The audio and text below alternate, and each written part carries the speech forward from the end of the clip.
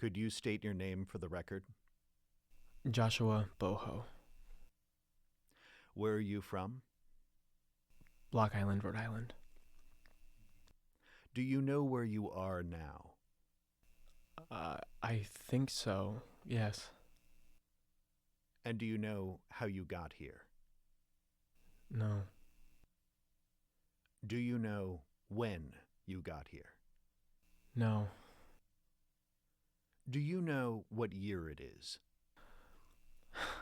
I know what I've been told. Okay, so what year is it? 2063.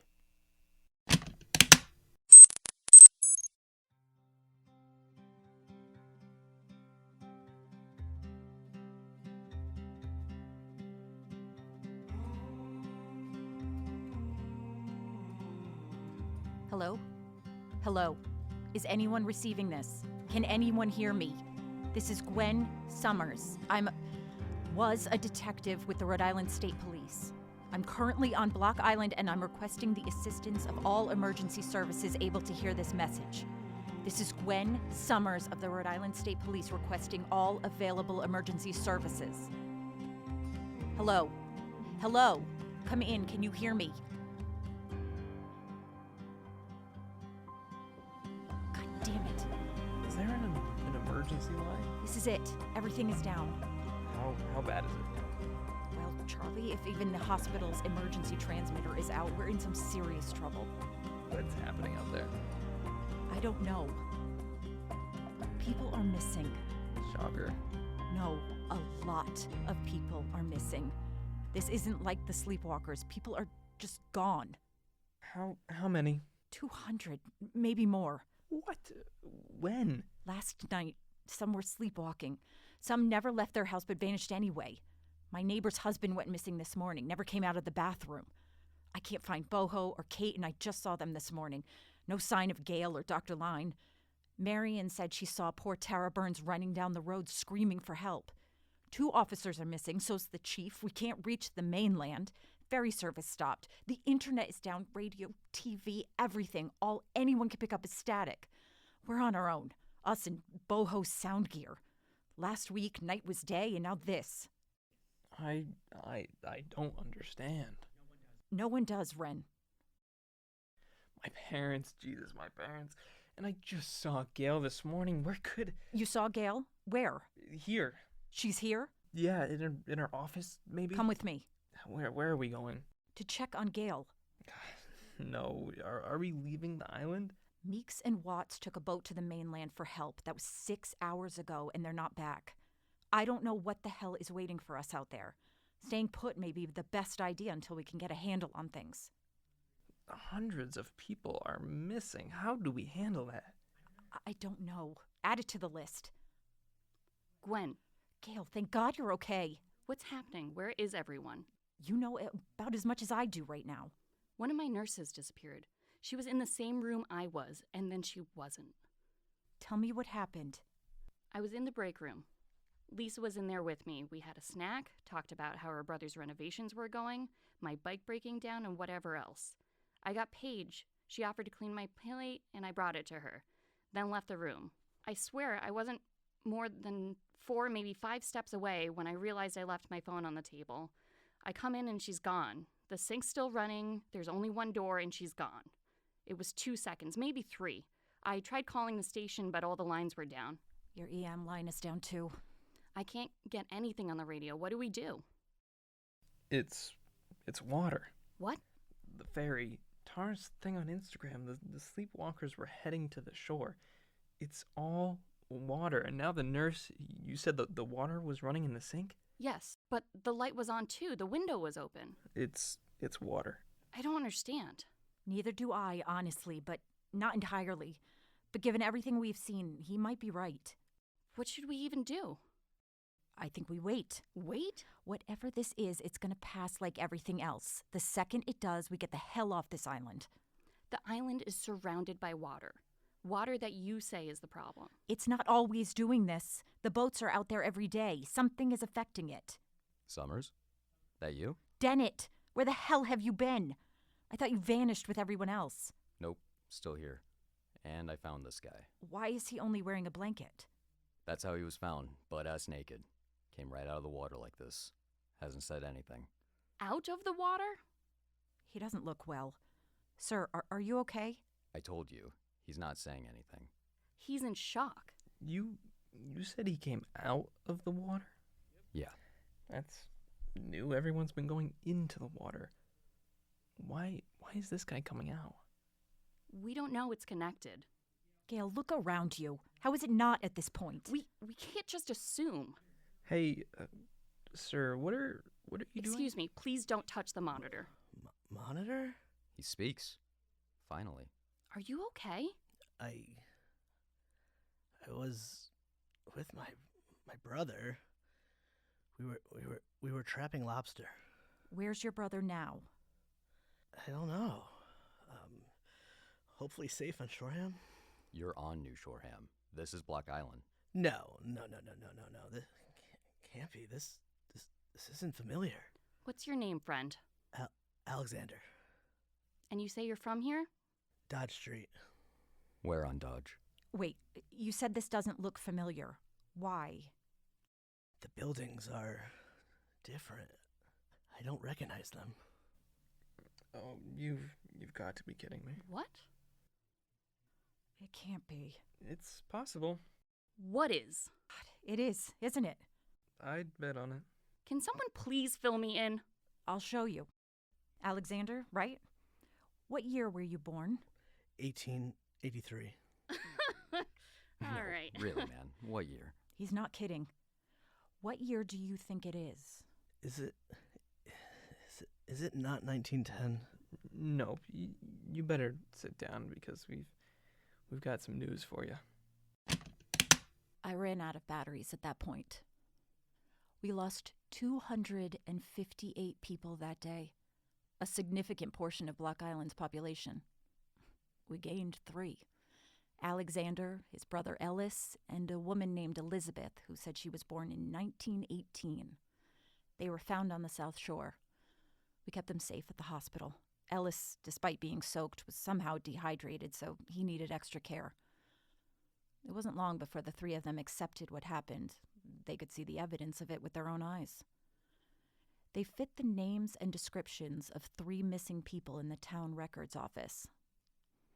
It took a little longer for some of our group to accept their truth, though. Eventually, they came around. 3 days after they appeared and everyone else disappeared, Block Island was evacuated.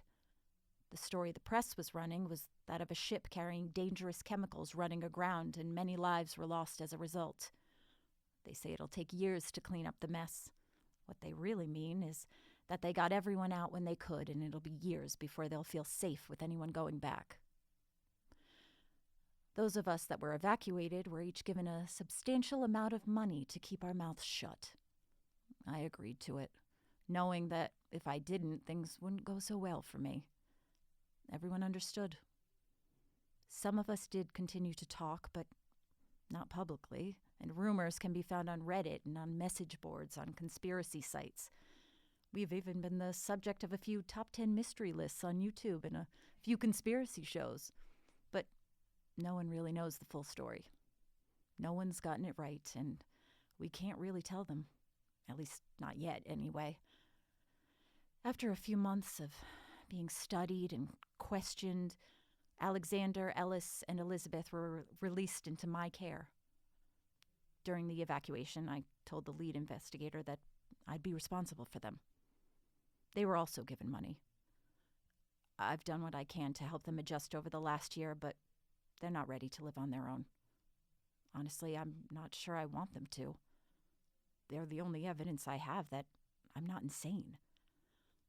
Sometimes I ask friends to play games with them to make sure I'm not seeing people that aren't there. The cover we use is that I'm housing people in need. That's it. Keeping a lie simple goes a long way. We don't have any answers. No new information. All we know is that these 3 new arrivals were in the water one moment, heard a hum, and then ended up here. I'll keep looking for clues as to what happened, but there aren't many who want to think about this anymore. In case any of our team are out there or come back to these files, just know that Charlie and I are thinking about you. We're still holding out hope that you might be out there, especially given that our 3 new friends were gone for a while before coming back. I hope you guys are okay.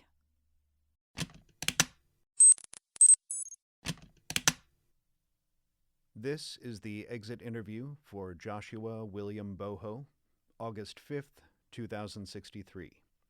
Present are Walter Mazzi and Joshua Boho. The time is now 9:45 a.m. Mr. Boho, how are you feeling today? Fine. Are you having any reservations about leaving us today? No. And you accept what happened to you?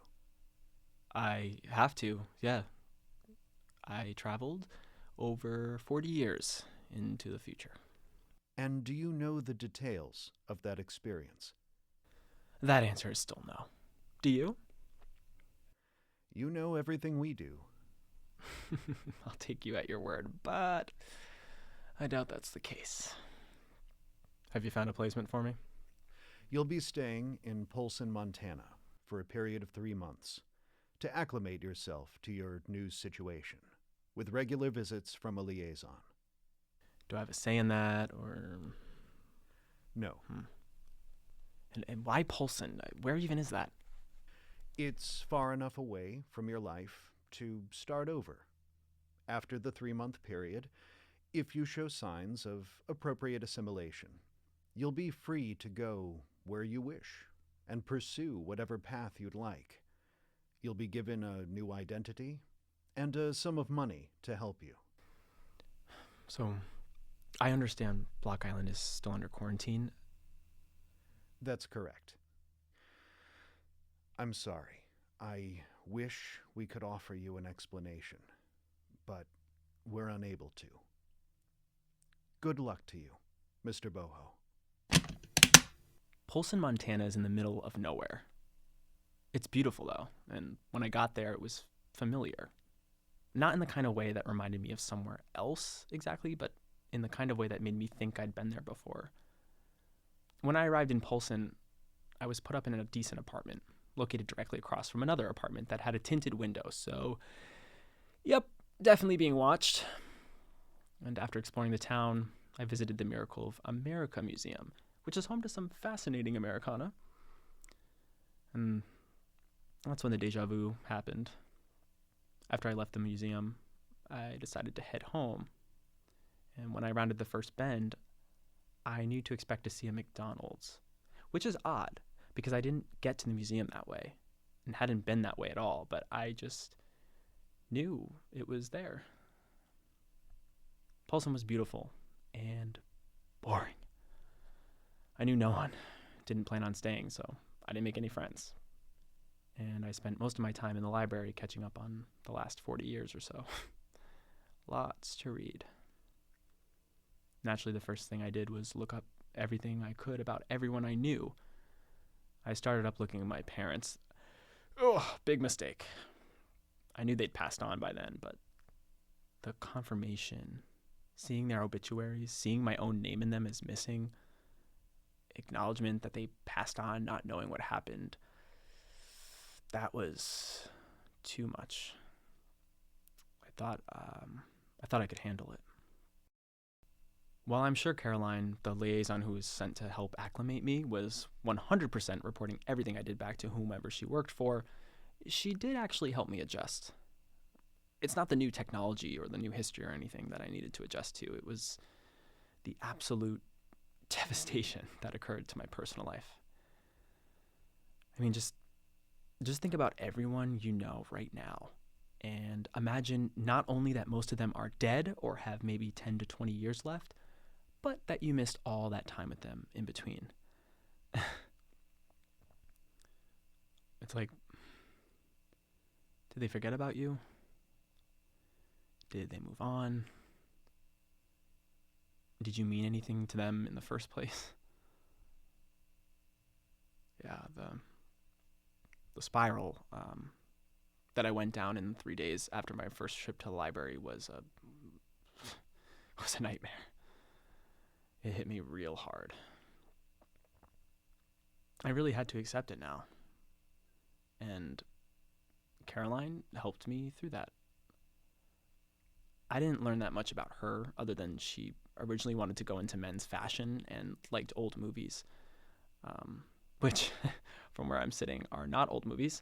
The Avengers may be a classic to you, but to me, it was yesterday's popcorn fun. I have no interest in seeing the new Avengers movies. God, 40 years of reboots. Glad I missed that at least. After about a month of reading actual books that were classics even in my time, and talking about them with a local book club, a good strategy on her part, I'll admit, I was ready to go back to the library. I could handle looking up what I couldn't before. A few people I knew were still alive, in their 60s and 70s, some in their 80s even, but most were no longer around. It was then that I learned I wasn't the only one who traveled from the island. Over 200 people vanished the same day I did. Probably all walked right into the water. But when I arrived in this time, in the middle of the Block Island Sound, I was alone. It didn't occur to me that others would have traveled when I did, given that 1 minute I was at the station and the next I was swimming in the Atlantic. Yeah. Fortunately, a fishing boat picked me up. Unfortunately, when they radioed in, the authorities were already waiting, and after 5 minutes, they summed up what happened fairly quickly. I clearly was not the first person who showed up after all that time. They had a, quote, procedure for me. The internet told me who else went missing that day, all of whom were declared lost during the chemical spill cover story. I had hoped that maybe I'd see some of them again if they got here before me, but there was no way of finding them. They were undoubtedly all given new identities, just like I was. So at least for now, that would have to wait. I was prohibited from contacting the people I knew who were still alive, both for my sake and theirs. And given what happened in my first 3 days in Polson, I'm inclined to agree with the higher authorities on this one. The rest of my time in Montana was uneventful, except for one thing. After my third time in the library, I noticed a woman staring at me. She was somewhere in her 50s, I guessed. I didn't know her, but her face didn't seem new to me, exactly.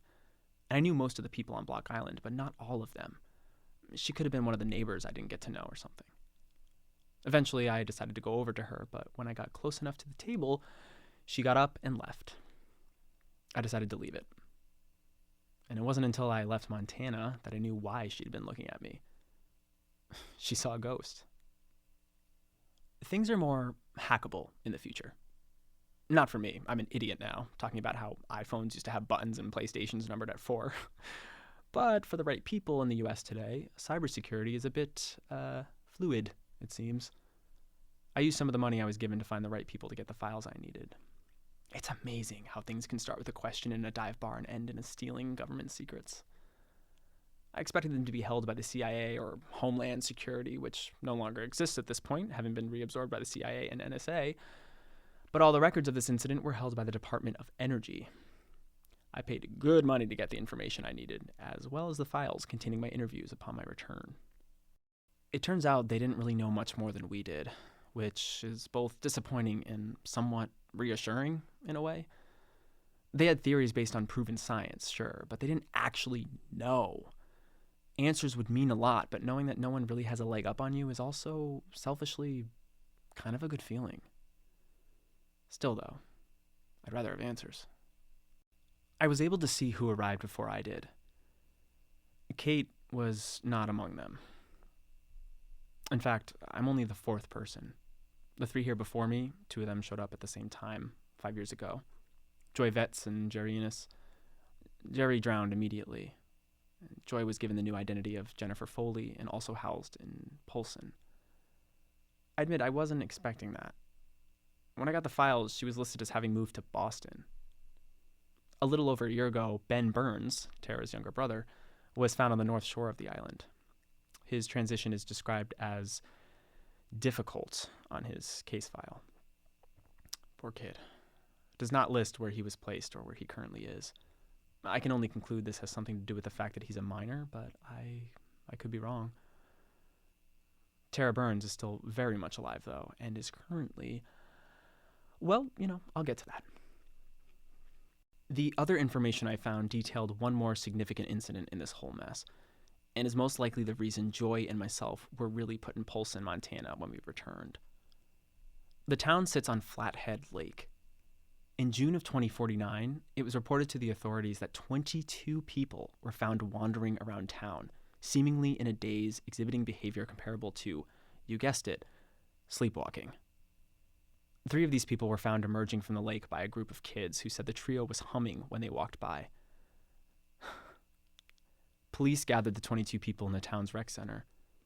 The new visitors were described as communicative, but the conversation was basic. They asked simple questions, but gave no answers when questions were asked of them. There are photos of the sleepwalkers. Joy Vetz was among them. Jerry was not. Apparently, according to these pictures, I was also among them.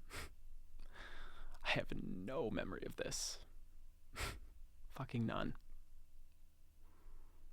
Seeing that for the first time, pictures of myself in a place I don't even remember, is an indescribable feeling, to say the least.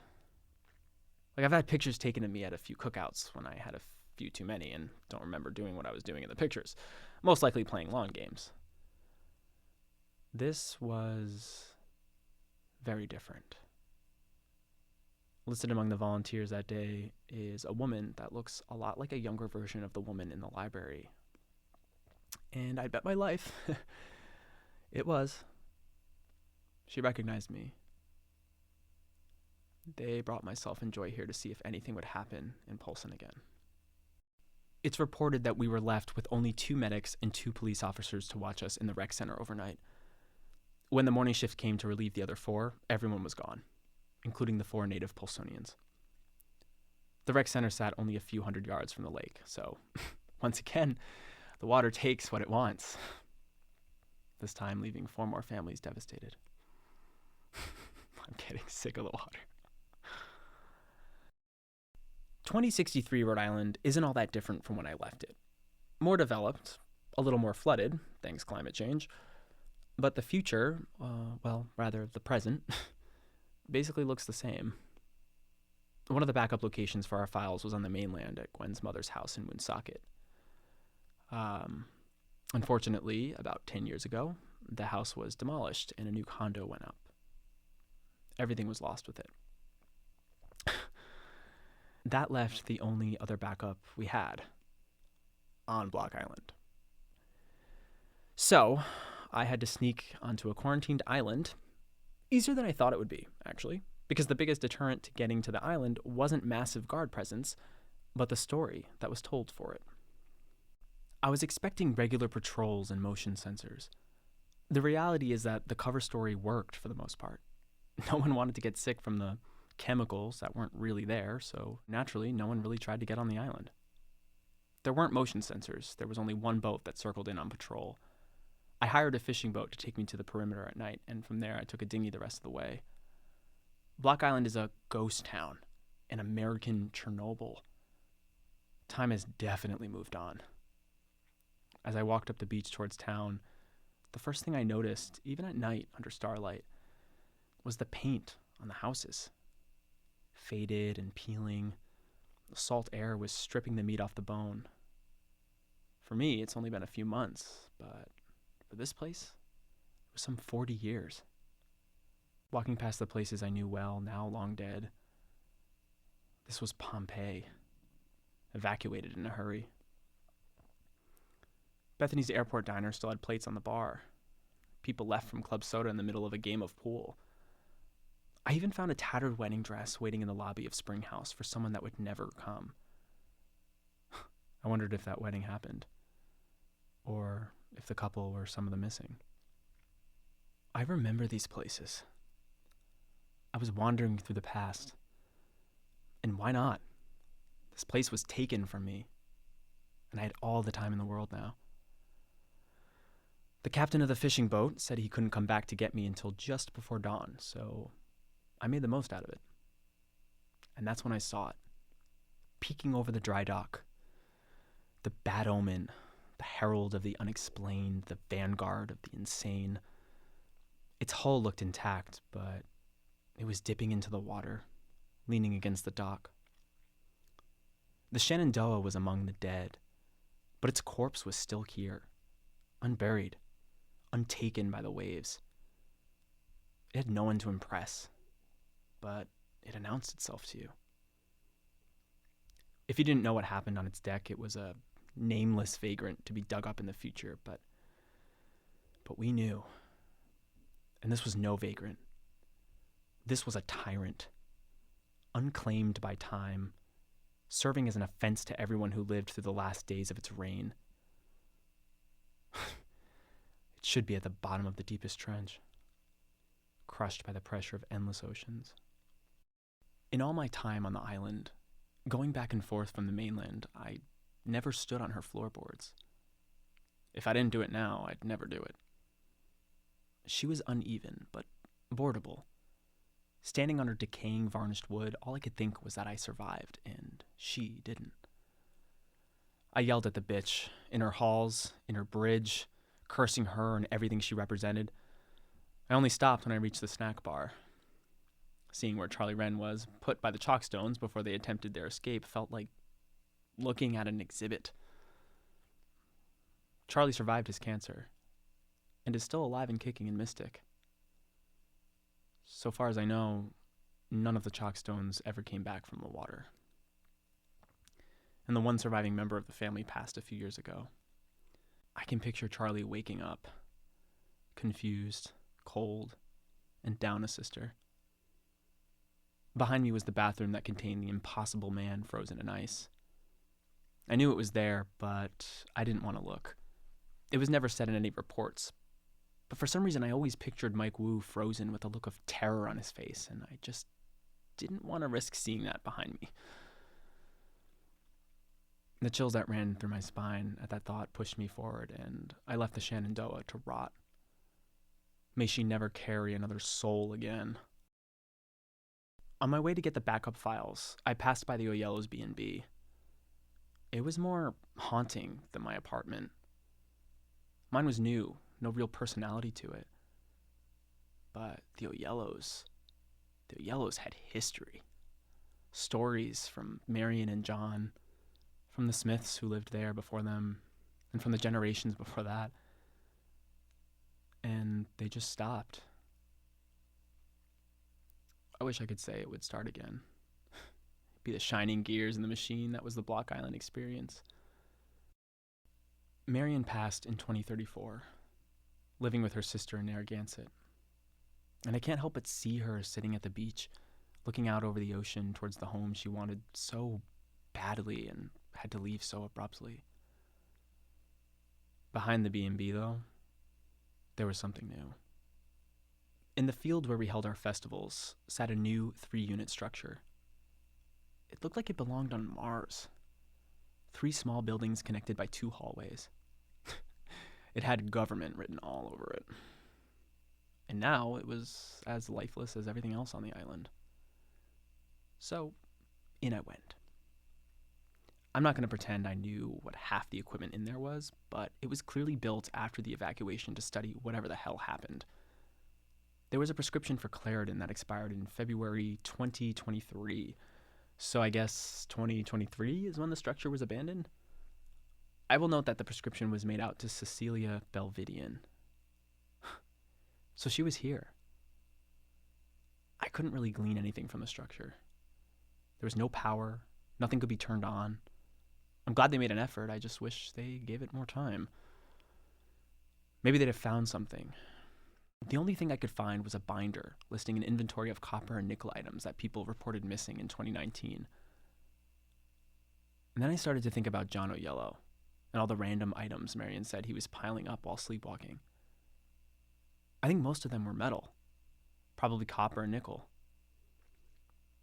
I couldn't find anything else about it, so it seems like there are even more questions I'll have to find the answers to.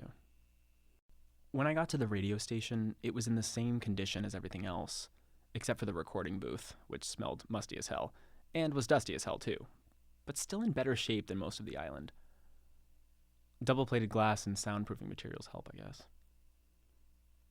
The thumb drive with the backup files was right where we left it, in the base of an award the station won in 2014 for Best Rhode Island Independent Broadcaster.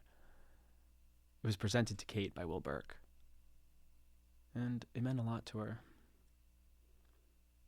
I hope she's okay. Anyway, if I stayed in the station for more than a minute, I'd have never left. Physically, I'd have left, but mentally, I'd be living in a past that I just wasn't a part of anymore. My life in that time may be a relic, but I'm not. Right? I mean, I'm just beginning.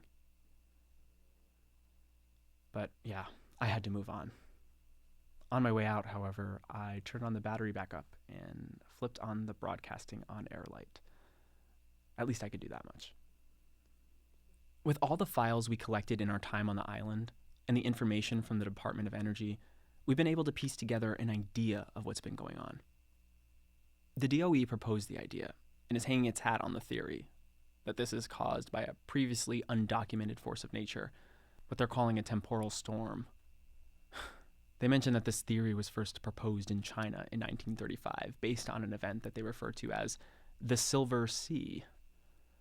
I can't find any other details about the Silver Sea other than its name in any documents or any conspiracy sites. The Silver Sea, though, well, we know the Chalkstones saw a flat silver ocean when they encountered the Shenandoah.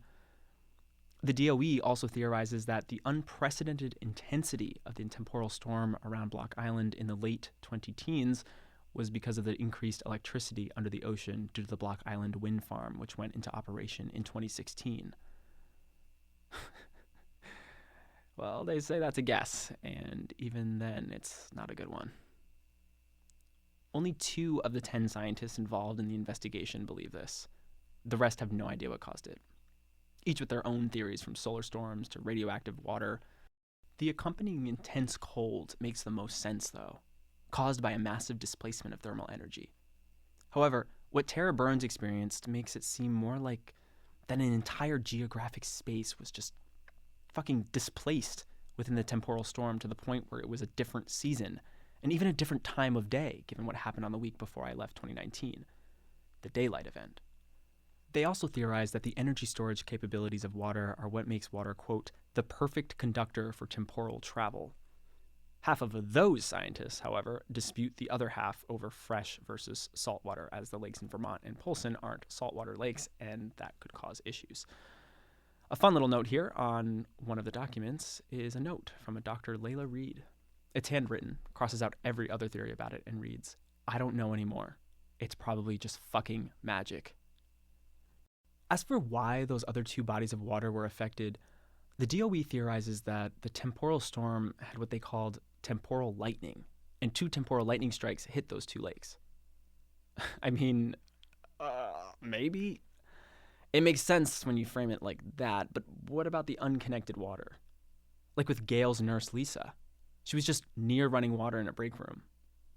I suppose that's connected to the primary water source, though, which itself is not the ocean, but a reservoir, although that could also be connected, which they do speculate could happen, but they weren't aware of the exact circumstances of everyone that might have gone missing in the same situation. It's possible they just didn't know. That's where their speculation ends. They make no attempts to explain the erratic behavior other than this temporal storm affecting thinking patterns like a full moon on the tides. Well, that's where our little investigation team stands apart. We do have a theory, and it's a crackpot theory, we know. But seeing that we're talking about time storms as being real, this too is in play. We've eliminated dozens of possibilities, but this one makes the most sense. We believe that these temporal storms, which seem to be naturally occurring, are being used as windows into our world, or dimension, universe, realm, whatever you want to call it, by another intelligent civilization, and have been for generations.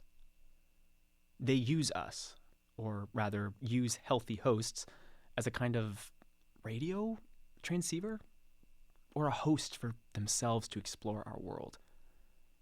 Charlie Wren had cancer, which they must have seen as a defective part.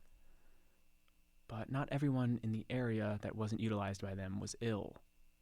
So maybe it's a capacity issue on their end. They seem mostly harmless, except for what John O'Yellow experienced during his violent episode. So what might be more probable is that they're using us as probes run by a computer program, or whatever their equivalent of computers is, seeing many of the people affected ask the same questions. That kind of information may be the only thing able to pass through the window from their side. We thought that maybe we passed into their space when we walked through the water, and maybe we do. We can't confirm that one way or the other, but we haven't seen them here. So it's possible that physical passage between our two spaces isn't possible. The irony that in this instance time travel is more of a reality than spatial travel is poetic. As for the humming, Kate originally thought it was an attempt at communication, but Charlie Wren, who's spent most of his life researching these events on his own, believes that the humming is part of the program, using the acoustic vibrations as a way to sync with whatever information or energy patterns they were using in an attempt to, well, travel. But we just don't know. Yet. That is for all of you to help us figure out. As of now, all of these records are public, sent out in a press release by the Rhode Island Governor's Office. Why the Rhode Island Governor's Office? Well, it's not because it happened in her state. It's because of who she is. Tara Burns, now Tara Garcia, was elected governor of Rhode Island in 2058 and re-elected in 2062. She's never stopped searching for answers about her brother Ben's disappearance. Now I've brought her proof. Not just the files from the DOE, but me. I'm the proof. The same age as when she last saw me 40-odd years ago. And now that she knows he's alive and out there somewhere, she's driven. Driven in a way you only see when it comes to family. The cost doesn't matter. The fallout doesn't matter. We're releasing these files this morning, November 1st, 2063, to show you the truth. I don't want to live under a false identity. No, my name is Joshua Boho, and I'm a survivor of the Block Island temporal storms, proof of a conspiracy and evidence incarnate.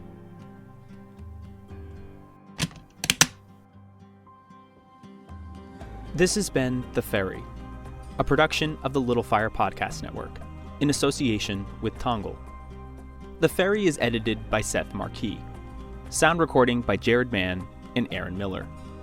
Executive produced by James DiGiulio. Produced by Chris Revel. Written by Aidan Laliberte and Raz Cunningham. If you want to learn more about Tongal and the creative opportunities available, visit tongal.com for more information.